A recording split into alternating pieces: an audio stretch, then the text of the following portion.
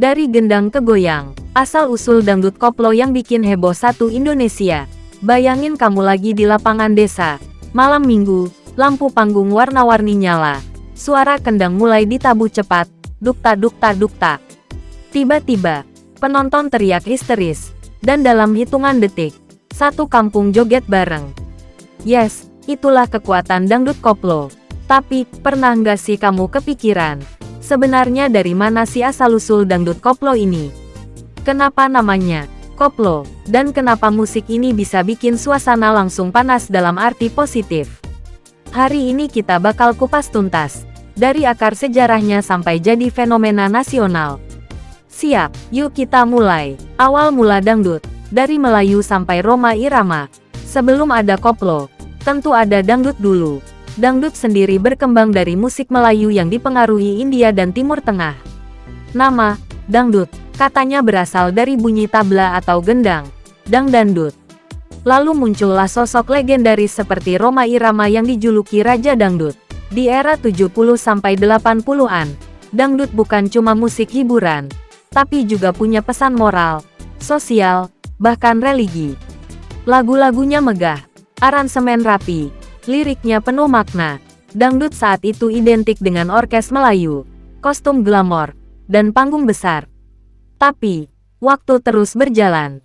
Selera berubah. Anak muda butuh sesuatu yang lebih liar, lebih cepat, lebih menghentak. Dan disinilah cerita koplo dimulai. Lahirnya dangdut koplo. Dari pesisir Jawa Timur, dangdut koplo muncul sekitar akhir 90-an hingga awal 2000-an. Banyak yang menyebut musik ini berkembang pesat di wilayah Jawa Timur, terutama daerah Pantura seperti Pasuruan, Sidoarjo, dan sekitarnya. Di panggung-panggung hajatan, nikahan, sunatan, sampai acara kampung, para pemain kendang mulai bereksperimen. Mereka mempercepat tempo, mereka mengubah pola tabuhan, mereka bikin ritme yang bikin kaki nggak bisa diam. Kalau dangdut klasik itu elegan, dangdut koplo itu eksplosif. Tabuhan kendangnya lebih agresif, lebih pecah, lebih energik. Bahkan kadang ada pengaruh jaipong, musik Bali, sampai ritme house atau remix. Dan penonton, ketagihan. Kenapa namanya koplo? Nah ini yang menarik. Istilah koplo sendiri sering diasosiasikan dengan sesuatu yang bikin fly atau mabuk. Tapi dalam konteks musik, koplo lebih menggambarkan efeknya. Musiknya cepat, menghentak, bikin orang seperti kehilangan kontrol. Dalam arti joget tanpa mikir. Bukan mabuk beneran ya, tapi suasana euforianya itu loh. Kayak semua orang tiba-tiba lepas beban. Dari situ, istilah dangdut koplo makin melekat. Sempat dihujat, tapi malah melejit. Awalnya, dangdut koplo sempat dipandang sebelah mata. Ada yang bilang terlalu vulgar, terlalu kampungan, terlalu liar. Bahkan beberapa tokoh dangdut senior mengkritik gaya koplo yang dianggap keluar dari pakem.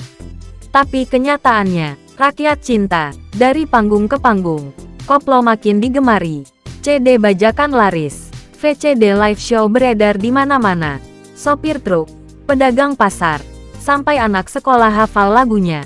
Koplo bukan lagi musik pinggiran. Dia jadi suara rakyat. Era baru. Dari panggung kampung ke trending YouTube. Masuk era digital. Dangdut koplo naik level. Grup-grup seperti New Palapa dan Sera makin populer lewat rekaman live mereka. Lalu muncul generasi baru yang bikin koplo makin mainstream. Salah satunya adalah Via Valen yang sukses membawa koplo ke televisi nasional dengan gaya lebih fresh dan modern. Belum lagi fenomena Nela Karisma yang lagu-lagunya viral di mana-mana.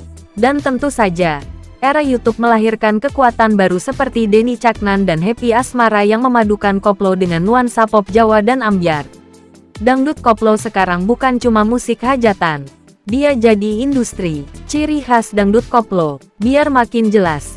Ini dia beberapa ciri khasnya. Tempo lebih cepat, variasi tabuhan kendang yang kompleks, interaksi intens antara penyanyi dan penonton, aransemen fleksibel, bisa campur pop, reggae, EDM, bahkan K-pop vibes. Versi live sering lebih seru dari versi studio.